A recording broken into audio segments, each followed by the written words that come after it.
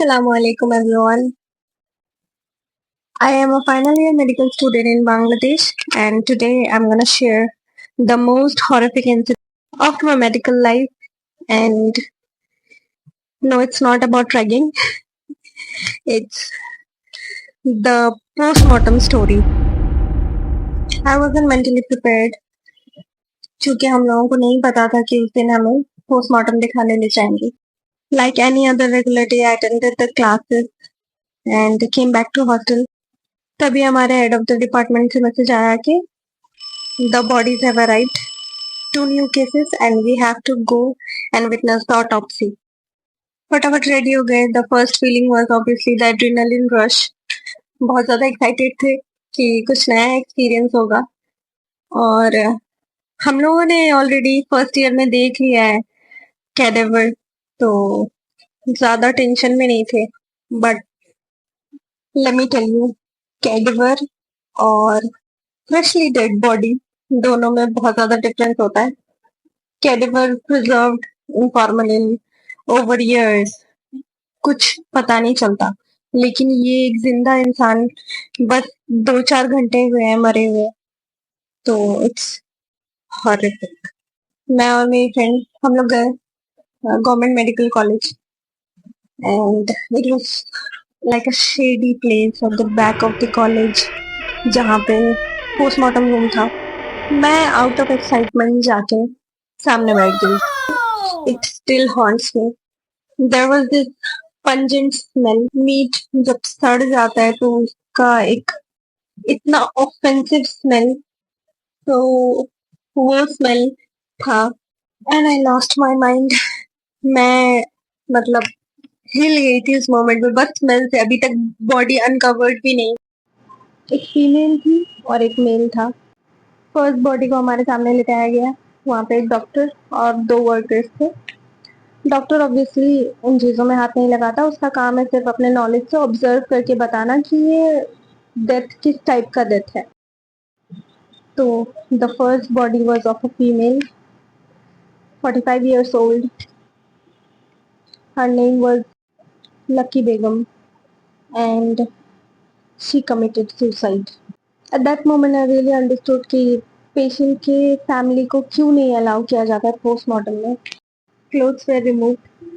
उसके बाद में from the chin to the pubic symphysis एक straight cut and the chest was open. They took the heart out and oh my god, blood was dripping.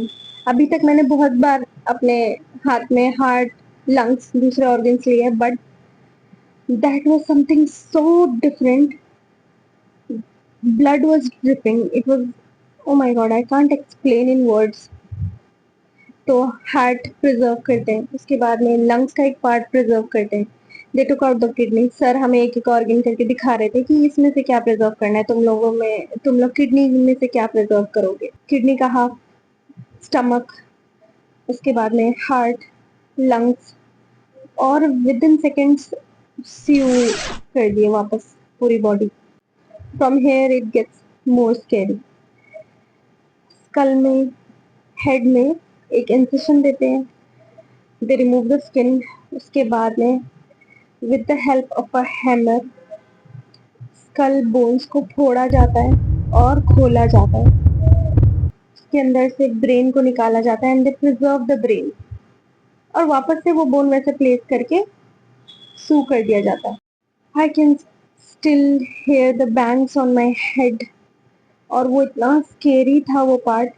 Sir हम लोगों को बोले कि देख, मतलब मेरे आंखों से तो लिटरली आंसू जा रहे थे. मैं एकदम फर्स्ट बेंच पे बैठी हुई थी और मेरे आंखों से आंसू जा रहे थे. और सर बोले देखो बेटा, अटेंडेंस हो गया है, you can leave if you want to leave. Allah उनकी आगे की जिंदगी आसान करे. द नेक्स्ट बॉडी केम.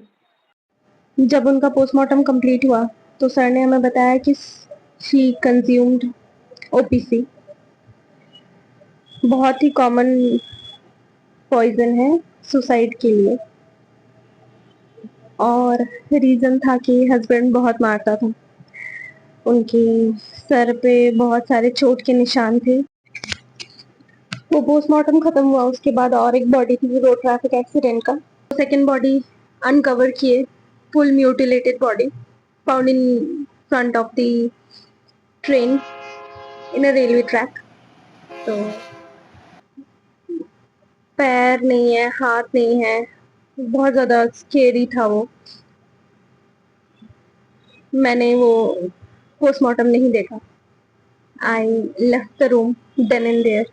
और फिर मेरे पीछे और बहुत सारे स्टूडेंट्स भी निकल गए। बट अगर आपने यहाँ तक मेरी स्टोरी सुन ली है तो ज़रूर लाइक कीजिए, अपने फ्रेंड्स के साथ शेयर कीजिए जो मेडिकल लाइफ ज्वाइन करने वाले हैं, और दूसरे लोगों के साथ शेयर कीजिए जिनको पता चले कि मेडिकल लाइफ कितना ज़्यादा स्केरी और टफ है। It's not all about book. Like, share and subscribe to my channel. Thanks for watching.